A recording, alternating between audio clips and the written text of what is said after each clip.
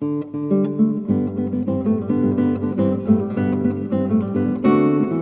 Unión de Productores Independientes y Actividades Varias presenta su programa UPIAP, La Voz del Pueblo.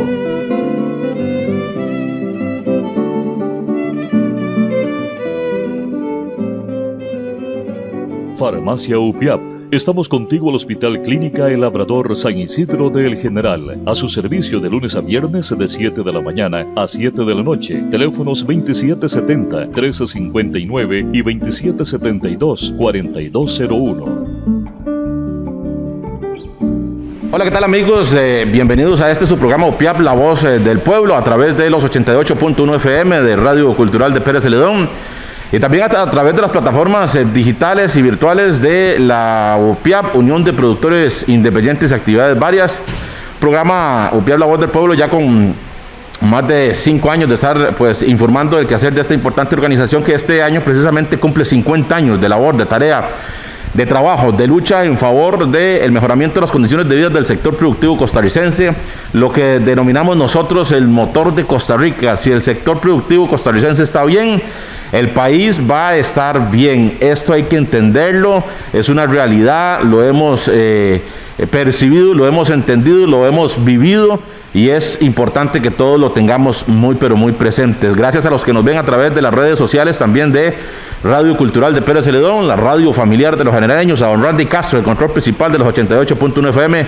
Nuestro agradecimiento también por el apoyo para ponernos en antena y bueno, le motivamos para que usted pueda compartir este programa del día de hoy. Usted pueda compartir este programa del día de hoy. Vamos de inmediato a saludar a nuestro invitado y nos venimos para las instalaciones de la UPIAP precisamente a conversar con don Carlos Campos Rojas, el coordinador nacional de Territorios Seguros, organización que está trabajando en defensa de los derechos del pueblo costarricense de una manera organizada, constante y sobre todo de la mano de organizaciones precisamente como la UPIAP. Don Carlos, gracias por estar con nosotros el día de hoy. Bienvenido a Pérez Celedón, a Radio Cultural de Pérez Celedón. Bueno, ya sé que ya era una bienvenida a la UPIAP, ¿verdad? Un gusto tenerlo con nosotros, don Carlos. Más bien, muchas gracias por permitirnos participar y acercarnos a las casas de todas las personas de acá, de Pérez Celedón. Gracias, don Carlos. Don Carlos, bueno, cuéntenos un poquitito. Hace algún tiempo habíamos conversado, precisamente a finales del año pasado, ¿verdad? En medio de la lucha social que se tenía. La lucha no ha parado, don Carlos, la lucha sigue constante. Cuéntenos a estas alturas del 2021, ¿en qué está centrado ahorita la organización Territorios Seguros? ¿Qué se está gestionando? ¿Qué se está haciendo? ¿A qué le está dando seguimiento? Porque bueno, vamos a ver, las artimañas para maltratar al pueblo, pues todavía siguen adelante, ¿verdad? Bueno, nosotros en primer lugar hemos estado en el proceso de fortalecer todo el esfuerzo que surge de la Asamblea, del Foro Multisectorial de la Asamblea de los Trabajadores del Banco Popular. Somos parte integral de esto y estamos haciendo esfuerzos por mantener la articulación entre todas las organizaciones que han venido participando. Además de eso, hemos estado dándole seguimiento y atención a toda la agenda que el presidente de la República ha convocado con respecto al acuerdo que quiere establece con el Fondo Monetario Internacional para que se asignen unos fondos para estabilizar la economía. Esta agenda hay que verla con mucho detalle y necesitamos que todas las personas, especialmente los pequeños y medianos empresarios de todas las actividades agrícolas, pecuarias, industriales, comerciales, etcétera, y especialmente las farmacias también. Ahorita porque les voy a explicar por qué lo de las farmacias. Tenemos que darle un seguimiento porque están en la mira de afectar especialmente a estos sectores. Y es un momento en donde tenemos que replantearnos el cambio de todas las normativas existentes antes de la emergencia del COVID, porque ahora las cosas han cambiado radicalmente y entonces las exigencias para lo que era el funcionamiento de una empresa antes del COVID no son las mismas que hay ahora. O sea, la situación ahora no se le puede exigir a una persona que tiene que cumplir con un conjunto de obligaciones que no son necesarias para ver cómo reconstruimos la economía. Hay que ver cómo ponemos a trabajar y a generar riqueza a las personas para que la pobreza que se está viniendo encima de todos no se acreciente, todo lo contrario, se disminuya. decir, antes de la emergencia del COVID, había una situación de que habían personas que tenían casa, carro y un negocio. Y entonces estaban bien. Viene la situación del COVID y ahora se quedaron sin negocio. Tienen el carro parqueado y no lo pueden sacar porque no hay plata para la gasolina. Tienen casa, pero tampoco pueden ser sujetos de ayuda, de ningún tipo de apoyo por parte de algunas instancias del Estado, porque no califican como pobreza extrema. Son personas totalmente vulnerables. Y además de esto, sin dejar de lado los 500,000 empleos que se han perdido, que todavía no se recuperan. Algunos sueñan con que las cosas van a ser igual que antes en cualquier momento, y eso es falso, eso no va a pasar. El turismo que nosotros conocimos no es el turismo que va a existir otro tipo de turismo. La forma de hacer los negocios es distinto, la forma de ver cómo comercializamos la agricultura va a ser distinta, todo va a cambiar mucho. Y tenemos que prepararnos para eso.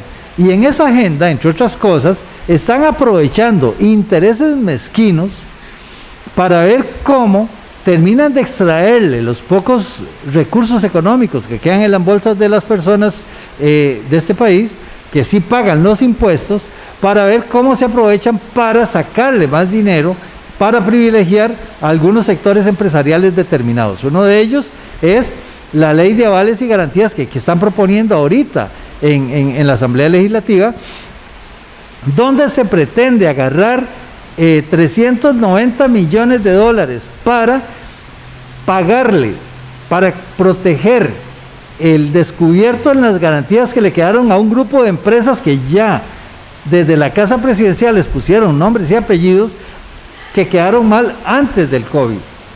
Y entonces todos los demás que en estos momentos han surgido, que necesitan apoyo, necesitan un producto financiero que les permita reconstruir su negocio, esos quedan por fuera. Pero la plata la vamos a pagar entre todos los que pagamos, entre los que eluden y evaden, eso no van a pagar nunca. Esos viven del deporte de no pagar impuestos. Nos toca a nosotros, la ciudadanía, pagar eso. Entonces tenemos que vigilar esto, tenemos que intervenir en esto. No podemos dejar a los diputados solos, no podemos. O sea, si creemos que en la Asamblea Legislativa hay que dejar que hagan lo que les da la gana, entonces van a hacer lo que les da la gana y no es lo que nosotros como ciudadanía necesitamos que hagan. O que de alguna forma esperanzadora se votó por algunos creyendo que iban a actuar en defensa de los intereses de la ciudadanía. Y esto ha quedado demostrado que eso no pasa. Si no hay una intervención y una vigilancia permanente y un cumplimiento de la obligación constitucional que tenemos como personas ciudadanas, que está en el artículo 9 de la Constitución Política, no va a haber composición.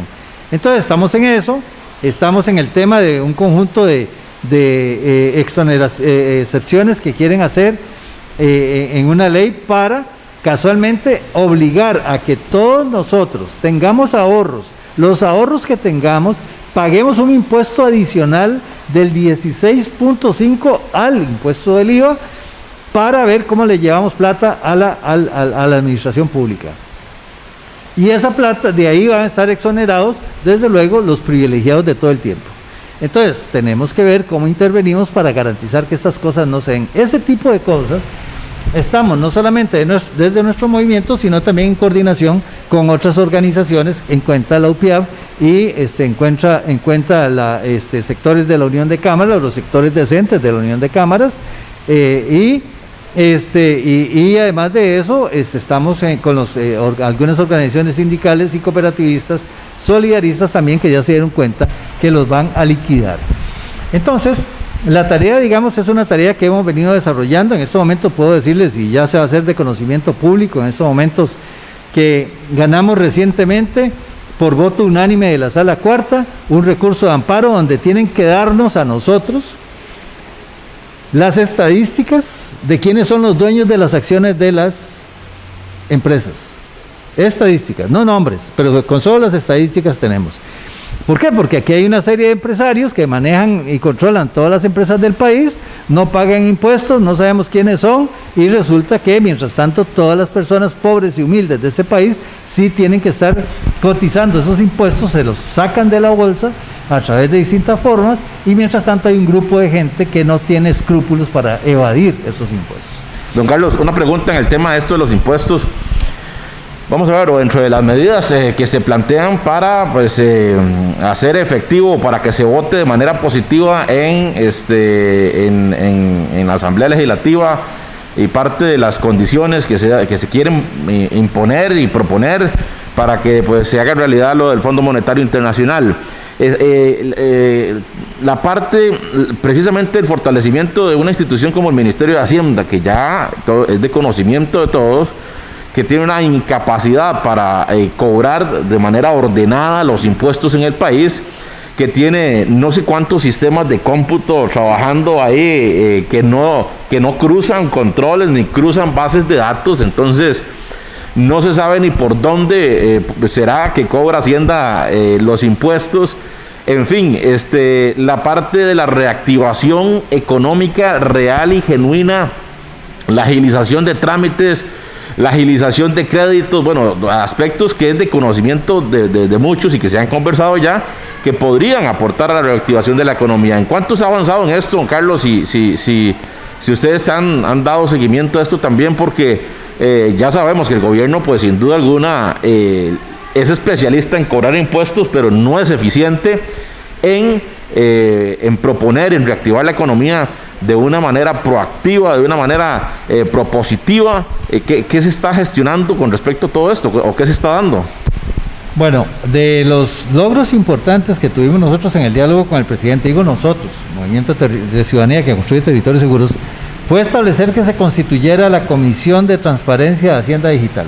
Okay. O sea, ahí hay 150 millones de dólares que se van a invertir en un sistema especial para resolver eso que dice usted, la eficiencia de Hacienda. Y entonces nosotros establecimos que teníamos que estar ahí para vigilar que efectivamente se hicieran estas cosas. El ministro ya publicó el acuerdo para que se constituya esa comisión. Nosotros somos parte del Observatorio Ciudadano de la Transparencia Fiscal también.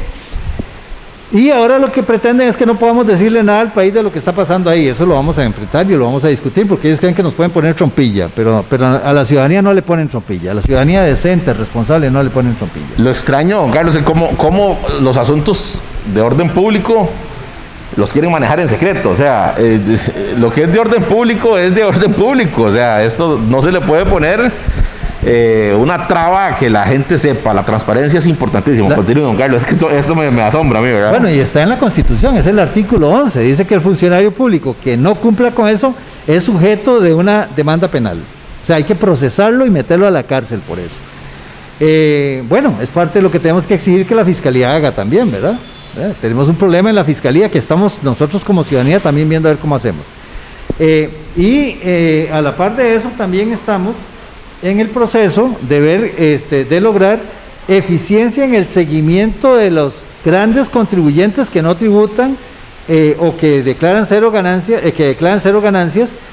en los años. Entonces resulta que de esas hay 500 empresas y Hacienda solo revisa 2 por año o 3 por año.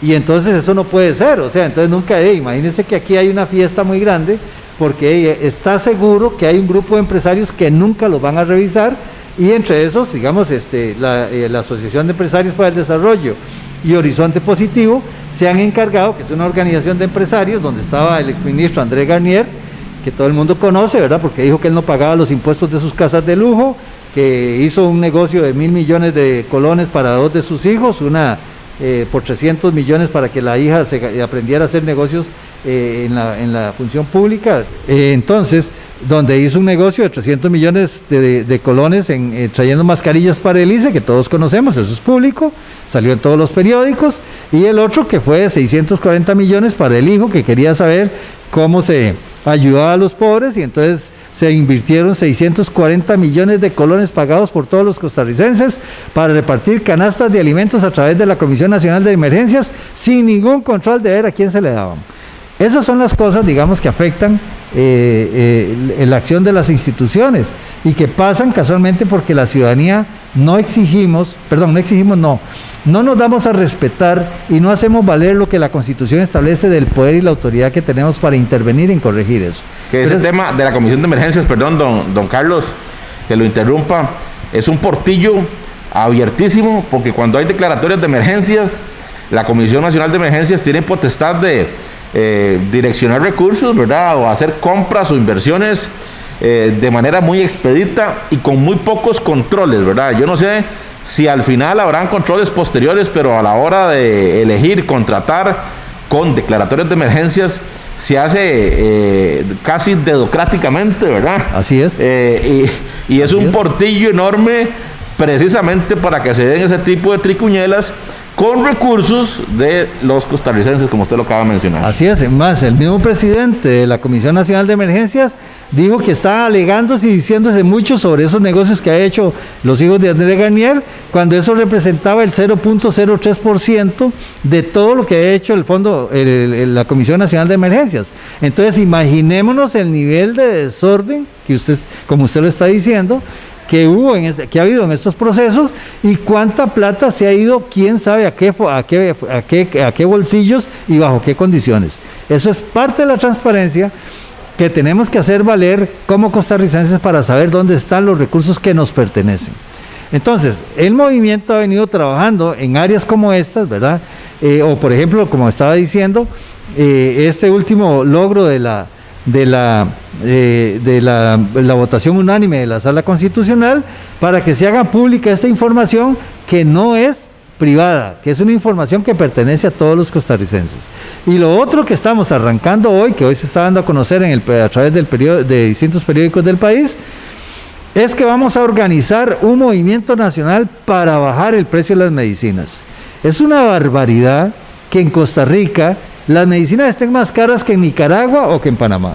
Eso es una barbaridad, eso es un asalto, eso es un descaro en momentos como estos, donde se necesita más bien la solidaridad de todos, como lo han demostrado las personas, que unas a otras han sido solidarias para ayudar a la persona que está en desgracia, que hayan empresarios inescrupulosos que no tienen ninguna condición de respeto para la situación, y que todas nuestras medicinas valgan 1.300 veces más caras que lo que valen en Panamá o en Nicaragua, ¿verdad? Eso no puede ser. Entonces, estamos estableciendo a partir de hoy y participando en un movimiento nacional, y les invitamos a todos para que participen en esto, para que efectivamente las medicinas tengan un control de precios, un control, y que intervengamos todos en definir cómo es ese control, y que entonces fortalezcamos a los empresarios locales, que son farmacéuticas, las pequeñas farmacias, y garantizar que no desaparezcan, para que no nos pase como nos pasó con las pulperías, que desaparecieron para darle campo a Walmart, para darle campo a Palí, para darle campo a otras transnacionales que no son nacionales, y que entonces se acabó la oportunidad de los negocios para las personas que nosotros conocemos. La farmacia juega un papel muy importante, son pequeños y medianos empresarios que están viendo a ver cómo enfrentan a un pequeñísimo grupo que controla la importación de las medicinas y la distribución de las medicinas. Tenemos que ver entonces cómo ponemos orden en esto. Nosotros estamos en esta dirección, y todavía más en cómo se toman las decisiones en ciertos espacios de las instituciones públicas, como acaba de pasar con la Caja del Seguro Social, donde representantes de los sindicatos, de las cooperativas, de las asociaciones solidaristas, de la empresa privada, llegan y establecen que el trabajador independiente tiene una condición diferente, y los convenios que se han firmado con las organizaciones entonces no valen, y que entonces ahora van a tener que ver cómo se la juegan para ver cómo pagan lo que ellos necesitan para solventar la falta de dinero que tiene la caja, producto de los acuerdos que tuvieron en medio del proceso del COVID para privilegiar y defender a ciertos grupos empresariales, aunque se dijo que a todos, pero lo cierto es que unos han ganado más que otros por eso. Pero la caja tenemos que garantizar que establezca las acciones de acuerdo a los intereses de la ciudadanía. Esto no puede seguir siendo para que esté al servicio de unos cuantos, tiene que estar al servicio de la ciudadanía, porque la caja nos pertenece a todos, cada uno de nosotros paga, es socio de la caja, cada uno de nosotros cotiza, somos accionistas de la caja. La caja no pertenece a la junta directiva ni pertenece a los gerentes de la caja, esos son funcionarios que están pagados por todos nosotros para que hagan la tarea. La caja nos pertenece. Entonces tenemos que intervenir para poner orden en eso. En ese tipo de tareas estamos, compañeros. Sí, si se quiere ver en este país un aumento de la informalidad más de lo que ya se ha visto, sigan maltratando a los trabajadores independientes en cuanto a la base contributiva, en cuanto a convenios, en lugar de fomentar el acceso, la incorporación de los trabajadores, de fomentar el paso de la informalidad a la formalidad, el sistema más bien lo que hace es fomentar que sea contrario, de la formalidad a la informalidad, porque es prácticamente insostenible para muchos trabajadores independientes en este país poder seguir haciéndole frente a todo lo que le quieren imponer, no solo a nivel de la Caja Costarricense del Seguro Social, sino también a nivel de Hacienda. Así que en esto, don Carlos, nadie está inventando el agua tibia, ¿verdad? O sea, esto es un asunto de sentido común. De sentido común, decía mi papá, que es el menos común de los sentidos, ¿verdad? Es así. Bien, conversamos con don Carlos Campos, de Territorios Seguros, Coordinador Nacional de Territorios Seguros, hoy en su programa OPIAP, la voz del pueblo. Gracias, por supuesto, a los amigos de la farmacia OPIAP, la farmacia del pueblo, ubicado contigo a la Clínica Las Américas, aquí en la calle del Hospital. Recuerde que tenemos un horario especial también y atención, por supuesto, 100% personalizada. Y pues también lo que decía don Carlos, medicamentos a un precio accesible, a un precio justo, que es también importante tomar en consideración. Don Carlos, yo no sé si le han metido el diente o ustedes le están dando seguimiento, porque es parte de lo que se está gestionando para lo del Fondo Monetario Internacional, el tema de la ley de empleo público. No sé cómo visualizan ustedes lo que pretende la ley, si nos puede hablar un poquitito al respecto. Bueno, miren, en primer lugar, ¿verdad?, cuando se planteó esta ley, nosotros fuimos muy precisos, y digo nosotros, no solamente el movimiento, sino una mesa de coordinación que hemos establecido, donde está la UCAEP, están los sindicatos, están las cooperativas, estamos nosotros como ciudadanía, para hacer un alto por un mes para discutir lo que estaba pasando. El presidente de inmediato dijo que no, que eso es inaceptable. La Nación empezó a decir que es una barbaridad, que surgía. De eso han pasado ya casi 2 meses. Y lo cierto es que la Asamblea se detuvo para escuchar los planteamientos nuestros. Hicimos un conjunto de propuestas. Y esas propuestas, en ese manipuleo indecente que se hace a veces pretendiendo demostrar que se sabe manejar la política, según algunos, lo que ha provocado es que, primero hay que entender que la ley de empleo público, algunos lo que están buscando es perseguir a los empleados públicos. Yo personalmente creo que a los empleados públicos tenemos que ponerles orden. ¿Cómo se les pone orden? Constitucionalmente, simplemente haciendo valer lo que la Constitución dice, o estableciendo que tienen que rendirnos cuentas de su función.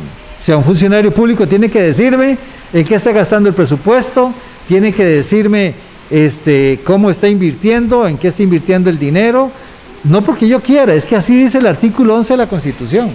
Vean que no estoy diciendo otra cosa que dice lo que dice el artículo 11 de la Constitución Política. Y entonces, eso es una cosa, si es que tenemos dudas de lo que están haciendo los funcionarios públicos. Pero el problema fue que esto se ideologizó. Y entonces, la línea aquí de algunos era entrarle a los empleados públicos porque son empleados públicos, cuando realmente se ocupa un aparato institucional que funcione. Y entonces la idea nuestra es que había que montar un sistema de cuál es el tipo de institucionalidad que hay que empezar a crear de acuerdo a las demandas de lo que tiene el país. Hay que cambiar el modelo de funcionamiento institucional, hay que cambiarlo. Hicimos un conjunto de propuestas en esa dirección, y en la Asamblea Legislativa, que como dice muy bien de nuestro pueblo, ¿verdad?, que ahí entra un elefante y sale un ornitorrinco, ¿verdad? Entonces, ¿qué es lo que ha pasado? Que entonces a estas alturas todavía no han avanzado con la ley de empleo público. El país tiene un compromiso de que esa ley tenía que estar aprobada hace días, y si no, incumple con el Fondo Monetario Internacional. Y quiero decir otra cosa muy importante. Es muy importante esto para que todos lo tengan claro, para que no nos llamemos a engaño. El Fondo Monetario Internacional en ningún momento ha dicho al país que quiere la ley de empleo público, que quiere la ley de Fondo de Avales y Garantías, que quiere la ley de excepciones. No, esas son decisiones que ha tomado la Presidencia de la República. Eso quiero dejarlo claro. Voy a ponerlo de esta forma. Esto es como que yo vaya al banco y le diga al banco, mire, necesito plata. Y me dice el banco, sí, está bien. ¿Qué me pone de garantía? Entonces yo le digo, le dejo la casa, le dejo la mujer, le dejo los hijos. Pero el banco nunca dijo que quería la mujer y los hijos, yo los puse. yo los puse, ¿verdad? Es más, el banco me dice, ¿con eso es suficiente? Y le digo, no, también le dejo la suegra y le dejo la familia, el resto de la familia, ahí se los dejo. El banco nunca me dijo que los pusiera, yo se los di, yo fui el que le dije eso. Más de uno empeña a la suegra primero, don Carlos. Bueno, entonces, ¿verdad? Entonces, el tema es que nosotros tenemos que entender que el Fondo Monetario Internacional lo que dijo es, queremos que ustedes demuestren cómo se van a componer porque son muy desordenados hacendariamente.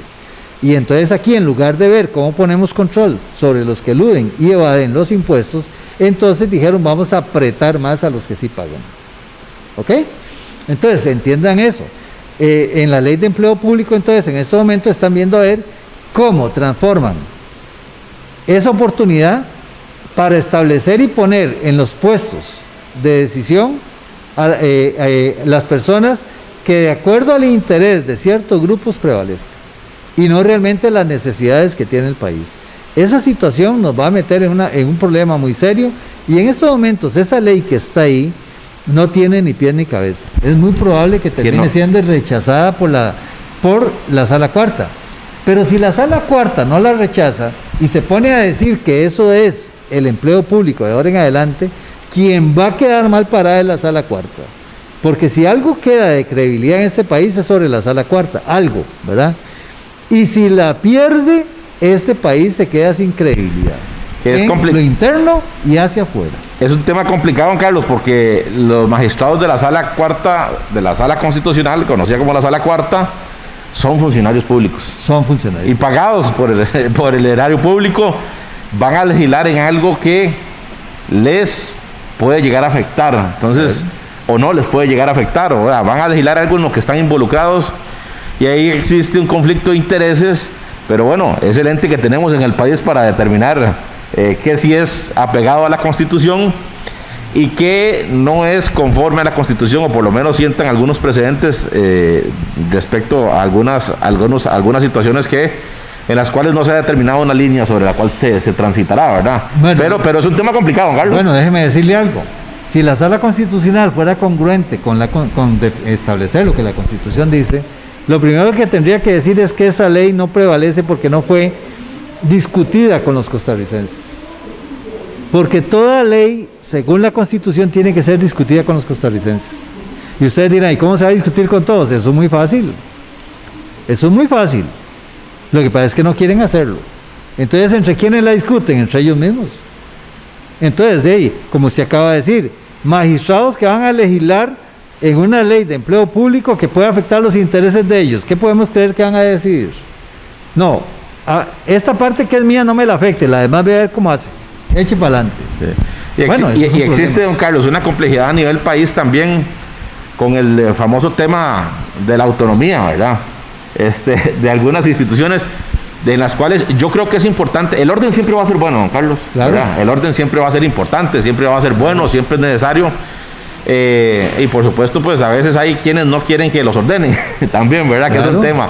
Yo creo que en el tema país es importante, don Carlos, no sé, todos tenemos que poner de nuestra parte, ¿verdad? Así es. Entonces es importante que los sectores, en términos generales, pues traten de acomodarse, de ceder, de decir, bueno, soy parte de la solución y no del problema. Correcto, pero entendamos una cosa. Con esto de la autonomía nació para defender la independencia de formulación de criterios y de discusión de propuestas. Es correcto. Es defender la libertad suprema que tenemos y debemos garantizar en este país, de que las personas tienen derecho a expresar su punto de vista y no ser perseguidas ni condenadas por eso. Y en la academia, especialmente, para que podamos discutir de manera libre todos los distintos puntos de vista. Sí, correcto. Pero en ningún momento la autonomía era para establecer una condición de privilegios donde yo me defino qué es lo que yo quiero y me acomodo, pasando por encima del bien común. Eso no puede ser. Y eso entonces resulta que es lo que se está discutiendo más. Los privilegios más que la libertad e independencia de criterio. De criterio. ¿Verdad? Sí, se tergiversó el concepto de la autonomía. Se tergiversó y entonces la universidad le está debiendo mucho a la ciudadanía. Que es otro escollo para que esa ley pase. Porque ya muchos se salieron del canasto. ¿Ahí? Entonces, si se iba a lograr, supongamos, un ahorro de de X, bueno, ahora va a ser X dividido entre 4, ¿verdad? Por decirlo de alguna forma, porque ya muchas instituciones dijeron, nos cobijamos con esta sábana de la autonomía, que es bien calientita, es muy cómoda, ¿verdad? Es la que nos ha protegido, y entonces nosotros no entramos en esa danza. Es un tema complicado. Don Carlos Campos, de Territorio Seguro, nos acompaña hoy en el programa Piel, la voz del pueblo. Saludar a todos los que nos acompañan a través de las redes sociales, a través de los 88.1 FM, a la gente linda en San Vito que nos escuchan, en Potrero Grande también. Un abrazo fuerte para todos, la gente que nos escucha a través de Radio PZ, allá en Delphi Beach, en la Florida, la familia Jiménez Brown, a la gente que nos escucha también en Kansas City, también que nos reportan sintonía desde allá, por supuesto en New Jersey, que hay pues una gran cantidad de costarricenses que nos siguen a través de las plataformas digitales. Un abrazo fuerte para todos y esperamos que estén muy bien. Don Carlos, vamos a ver, no sé si han tocado el tema, ustedes le han dado seguimiento al tema de los combustibles, don Carlos, porque esto ha sido una situación que no sé si es decir que parte del desorden de este país, ¿verdad? Pero en donde no sé, se gestionan una serie de aumentos donde existe una autoridad que regula, pero regula solo de nombre, porque no regula a nadie. Esta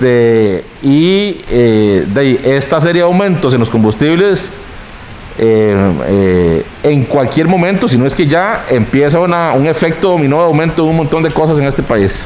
Es correcto. O sea, entendamos una cosa. El último candidato a la presidencia y que llegó a ser presidente y que dijo lo primero que hago al llegar es quitarle el impuesto a los combustibles fue Luis Guillermo Solís. Cuando llegó a la casa presidencial dice, bueno, es que yo quiero quitarle el impuesto a los combustibles, ¿verdad? Primero nombró a Mariano en la DIS y después dijo que quiero quitarle el impuesto a los combustibles. Y le dijeron, bueno, mire, no hay problema, quíteselo, pero ¿de dónde va a sacar la plata para pagarle a los empleados públicos la próxima semana? Ah, no, ¿verdad? No, es que no es así, o sea, el impuesto, nosotros tenemos que entender varias cosas. En este país hay un interés muy marcado por ver cómo negocios importantes se eliminan. Ya vieron ustedes cómo Habdeba dejó de ser la que manejaba la carga en el puerto de Limón y ahora la maneja APM. Pues, si ustedes van a Limón, se van a dar cuenta del gran caos que hay en APM porque APM no tiene capacidad para manejar la carga. Eso nunca pasó en Habdeba, nunca pasó en Habdeba. Pero los que más sufren y están callados son los empresarios que ahora pagan tarifas más altas por exportar sus productos porque ahora hay un monopolio. Pero nadie dice nada porque es interés de ellos que ese negocio esté ahí, ¿verdad? ¿Por qué? Bueno, porque entonces, por ejemplo, no hay escáneres para ver si se exporta droga o no se exporta droga. Y es una empresa privada. Antes había más controles, ahora no hay controles. En el caso de Recope, una cosa, o sea, lo que se quiere es quitar Recope en medio, para ver cómo se hace un negocio privado en medio de esto, ¿verdad? Entonces, del escándalo que se ha hecho de Recope es la famosa convención colectiva. Las convenciones colectivas están en la Constitución, no se pueden quitar. No se pueden quitar, están en la Constitución. Y se ha hecho creer que esa convención colectiva generó un montón de millones. Y entonces todo el mundo dice, ¡qué barbaridad! Porque eso no se dio a conocer públicamente ante todos y todos la conocimos. Sí, por la misma razón que no sabemos cuáles son los acuerdos que hubo entre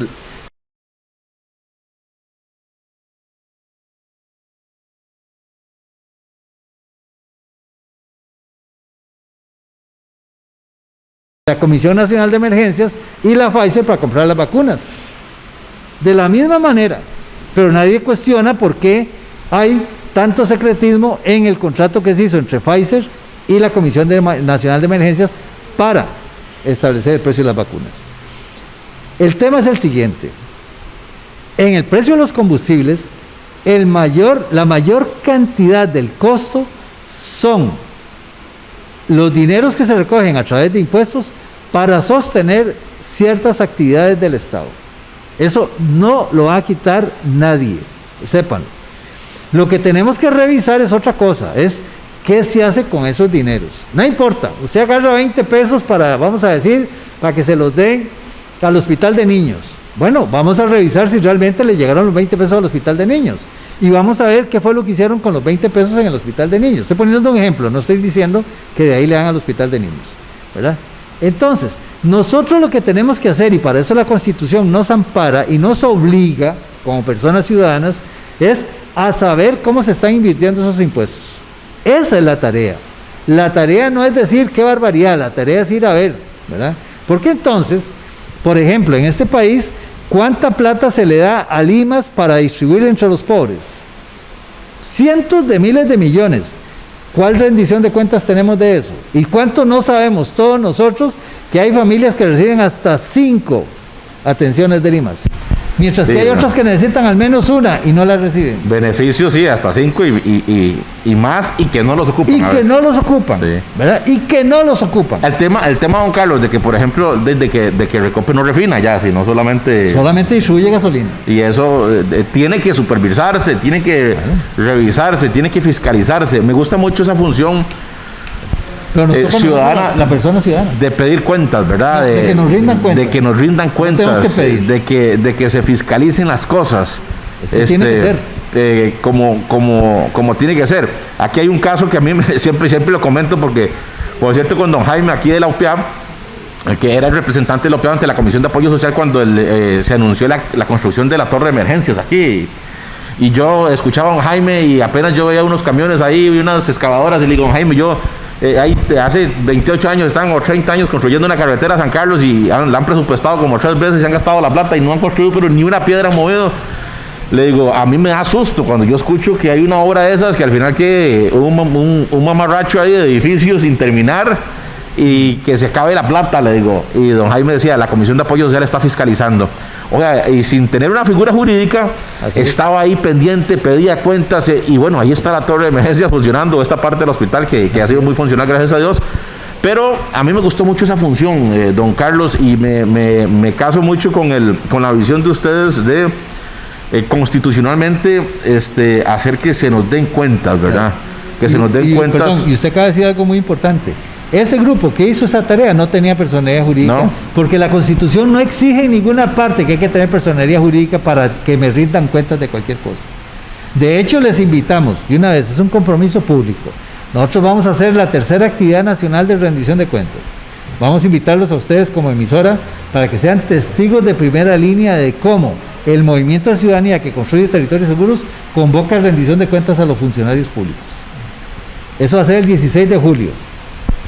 Y los vamos a invitar para que estén ahí de testigos de primera línea y hagan ver a toda la ciudadanía de toda esta zona tan importante del sur, cómo es que realmente puede una ciudadanía hacerlo. Y nosotros no tenemos personería jurídica, somos personas ciudadanas articuladas, organizadas, que entendemos lo que la Constitución dice. Y es que a algunos no les gustan las cuentas porque en Río Revuelto, ganancia pescadores. Don Carlos, hablemos del tema de los productores, don Carlos.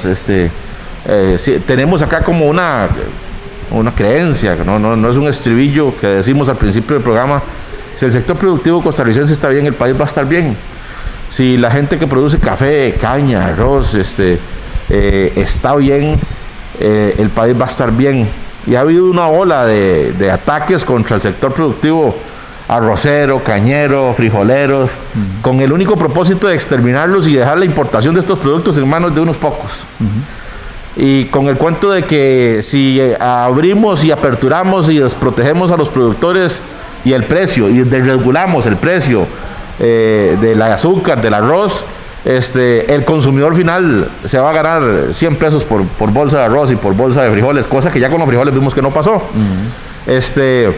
Pero los intereses económicos son grandes, don Carlos, en esta línea de la parte de la producción y nacional, de qué manera se está gestionando, se está trabajando con territorios seguros. Bueno, miren, primero que nada, yo quiero hacer un pequeñísimo ubicación histórica de por qué pasa esto. Esto comenzó con Luis Alberto Monge, después de Carazo, que comenzó todo el proceso del plan de ajuste estructural y que se acrecienta y se queda más establecido, más preciso, cuando llega Óscar Arias a la presidencia. Óscar Arias establece la necesidad de cambiar el país de un país de desarrollo a un país de servicios, que tenemos que ser una sociedad de servicios. Entonces ya no era importante producir sino vender servicios. Y la educación empieza a orientarse en esa dirección. Por eso ahora todos los muchachos solo estudian para trabajar, ninguno estudia para ser empresario o para ser agricultor, porque la educación está dirigida a eso. Y entonces se comenzó por la zona atlántica, destruyendo toda la capacidad productiva de la zona atlántica. Y entonces, la zona atlántica, por ejemplo, en esa época, cuando llega Oscar Arias, se producía el 60% de las necesidades nacionales de maíz. Y entonces se estableció suspender toda esa producción de maíz e importar ese maíz, ¿verdad? Para que entonces se quedara en manos de una empresa. Y sustituir el maíz por el trigo. Y entonces, Otón Solís fue el ministro de Planificación encargado de garantizar la importación total de trigo a cambio de que no se produjera maíz en este país. Y entonces la idea era acabar con todo eso, por eso se empieza a acabar con el CNP. La tarea del CNP empieza a quitarse y la tarea del MAC también. ¿Por qué? Porque lo que va entonces a intervenir ahora es la industria agrícola, que no es lo mismo que la producción agrícola. ¿Qué es la industria agrícola? La industria agrícola es la producción, por ejemplo, de piña, creo que aquí la conocen, ¿verdad? Comenzó aquí y ahora está más desarrollada en nuestra zona, en toda la zona atlántica y la zona norte. Y entonces la industria agrícola es la producción de banano, ¿verdad? Entonces Toño Álvarez de Santi termina siendo dueño de una cantidad de propiedades en la provincia de Limón que eran de agricultores, que producían maíz, y que entonces se les cierran las puertas en los bancos para que no haya créditos para que puedan sembrar maíz, y entonces de esa forma tienen que vender baratas sus tierras, ¿verdad? Y de esa forma entonces comienza todo un proceso para desarticular primero el maíz, después los frijoles, que realmente hay una producción menor, y después terminan acabando con los arroceros. Cuando nosotros decíamos en 1988 que aquí iban a importar todos los granos básicos, un conjunto de dirigentes y personas honorables decían que estábamos locos y que eso era mentira, que eso nunca iba a pasar. Bueno, no tengo que explicar lo que pasa hoy. Entonces, hoy en día, lo que se pretende es terminar de sacar de la actividad agrícola a todos los que están en la actividad agrícola e importar esos alimentos. Eso soñaban. ¿Cuál es el problema? Que viene lo del COVID y ahora entonces no es tan fácil importar alimentos, no es tan barato importar alimentos como pudo haberse pensado anteriormente. Esta es una gran oportunidad para que los productores agrícolas, los agricultores, puedan replantear la actividad y establecer, golpeando la mesa, con todo el respaldo que la Constitución les da, para intervenir en la toma de decisiones de cómo tiene que ser la producción nacional. Y no haciéndole a pedir permiso al ministro, que no tiene ninguna capacidad para dar esta respuesta, y mucho menos a las viceministras. No. Esto es una tarea de los productores que tienen un peso económico importantísimo y que tienen un respaldo constitucional para intervenir en definir cómo tiene que ser eso. Perdón, don Carlos, que lo interrumpa, tal vez para acotar algo a esto. Entrevistábamos la semana pasada a don Roger Bermúdez, el presidente ejecutivo del CNP, y yo pues muy preocupado, pero quizás la gente a mí a veces me oye y dice, este muchacho es muy iluso, ¿verdad? Pero le preguntaba a don Roger, ¿qué herramientas hay para blindar de alguna forma y asegurar de alguna manera que el CNP no sea desmantelado en una próxima administración, ¿verdad? Y me decía, ninguna. La única herramienta es que los 25,000 productores, 30,000 productores que hoy en día se han visto beneficiados por el programa de abastecimiento institucional, por el PAI y por la gestión del CNP, sean los que den la lucha. Ese es la única herramienta. Y usted lo dice ahorita, que los productores tomen partida en la toma de decisiones de la política agraria costarricense. Y don Roger no está, fue muy honesto. Lo único que vale del CNP es el artículo 9 de la ley orgánica, que casualmente un diputado del PAC llegó y restringió más, porque eso era, imagínense que la ley orgánica del CNP establecía que todas las cosas que ocupan las instituciones del Estado, todas, si ocupaban papel blanco para papel higiénico, si ocupaban servilletas, si ocupaban mesas, si ocupaban un escritorio, tenían que comprarlo a las empresas o a los productores locales del entorno de la institución. Eso decía la ley. Y llegó este diputado que primero fue empleado del CNP y después terminó siendo diputado, a llegar a proponer una ley que solo fueran los productos agrícolas. Y lo único que vale del CNP es el PAI, el Programa de Abastecimiento Institucional. Y si queremos que eso funcione, tenemos que sacar toda la corrupción que hay ahí. Toda. Y a eso hay que entrarle. Y si queremos entonces usar, porque es una herramienta fenomenal, imagínense ustedes cuántos productos agrícolas ocupa el Ministerio de Seguridad Pública. ¿Cuántos? Y las cárceles. Las cárceles. Los hospitales. Los hospitales. Las escuelas. Las escuelas. ¿A quién le compran eso? ¿A quién le compran eso? Bueno, aquí... Perdón, don Carlos, un grupo de intermediarios se han hecho fiesta durante años con esto. Claro. Aquí, por ejemplo, en la zona sur, el Centro Agrícola creo que es uno de los principales abastecedores y de los principales facturadores de la zona sur para el programa del PAI. Ahí aparecen un montón de productores agrícolas de distinto tipo. Pero en otras partes del país son un grupo de gente que tiene unos negocios impresionantes y que entonces hay funcionarios ahí que no quieren rendir cuentas para ver cómo es la transparencia de lo que está pasando, ¿verdad? Les puedo decir, allá donde yo vivo, en la capital del mundo, que es Guapiles, ¿verdad? Los funcionarios del CNP llegaron a decirnos que vean qué importante, aumentamos 5 puntos más de venta este año. Y les dijimos, ¿y cuánto están vendiendo? Habían bajado un 80% las ventas. O sea, que pasaron de estarle vendiendo a un grupo de escuelas, que ahora solo los chinos les venden, a venderle a unos centros de atención integral de niños. En otra cosa, don Carlos, que tenemos que hacer que la ley se cumpla. Exacto. Si es que no tenemos que inventar nada, es hacer valer lo que la Constitución dice y lo que la ley establece. Por cierto, nos ven a través de Cable Plus en la franja horaria del programa Opinión de Peso. Nos van a ver el lunes en Cable Plus, en Guapiles y en Jiménez, en todo este sector que está Cable Plus. Así que un saludo especial a la gente que nos mira a las 3 de la tarde, por cierto, a través de Antena 6, donde este programa está siendo transmitido también. Don Carlos Campos, de Territorios Seguros, un mensaje para la gente, don Carlos. Me gusta mucho esa recuperación, ¿no? Voy a usar ese término, de nuestras... posibilidades constitucionales, esa recuperación de esa identidad también como parte activa de la toma de decisiones en nuestro país. Un llamado a que el sector productivo, a que los sectores empresariales se involucren en todos estos procesos, don Carlos. Sí, claro. Una cosa importante en esto, cuando estamos haciendo referencia a este artículo 9 de la Constitución Política, imagínense que la Constitución Política dice claramente en el artículo 9, a usted, persona ciudadana, le toca cogobernar, oiga lo que estoy diciendo, cogobernar con los otros 3 poderes, así dice la Constitución. O sea, que el mandato es un mandato muy, muy grosero para las personas ciudadanas. O sea, no podemos ni manejar a veces la casa y ahora nos dicen que tenemos que gobernar el país, ¿verdad? Bueno, tenemos que hacerlo. Y entonces... ¿qué pasa con esto? Esto lo que nos lleva a nosotros es a una condición muy sencilla.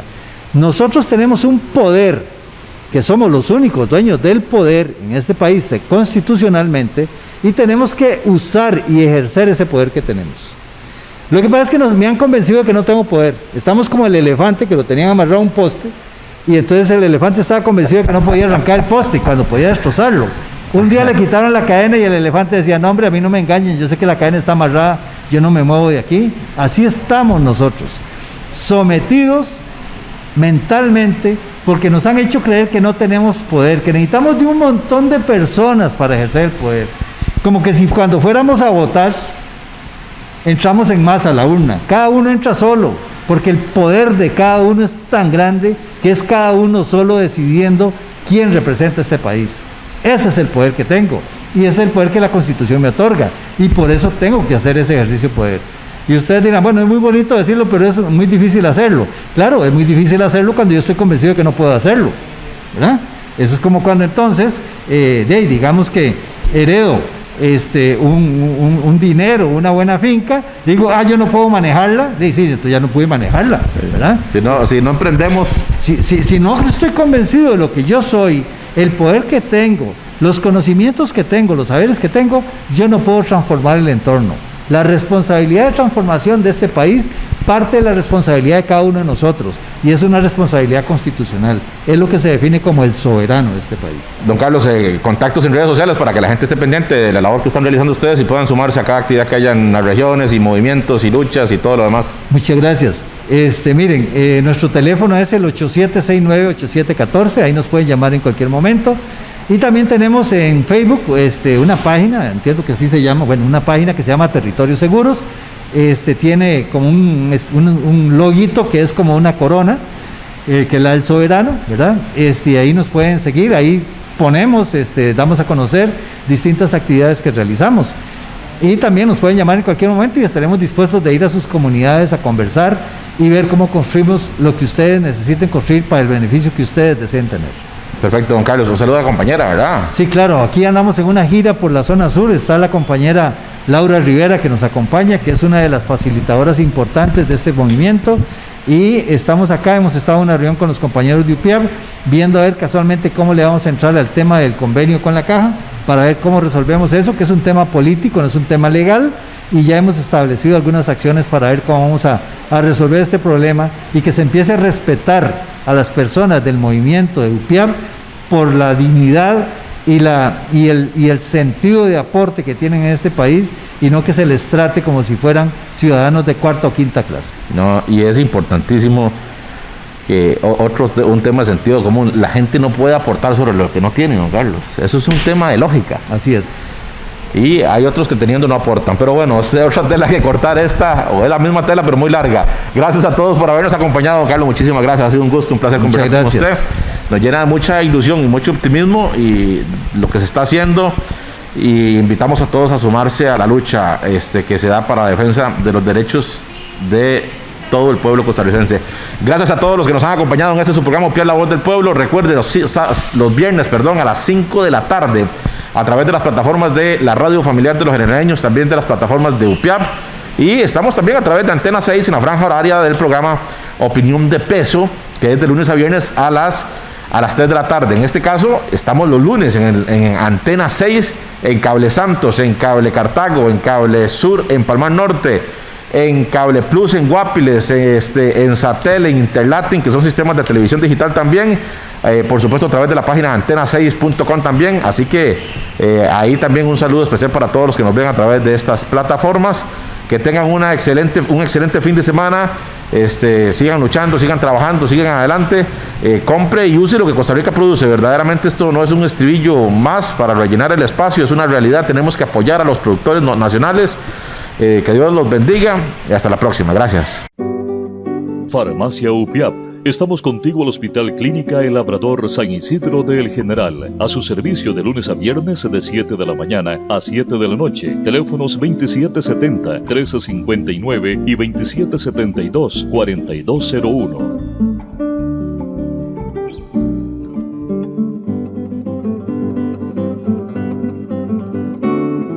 Gracias por habernos acompañado en este programa. UPIAP, la voz del pueblo.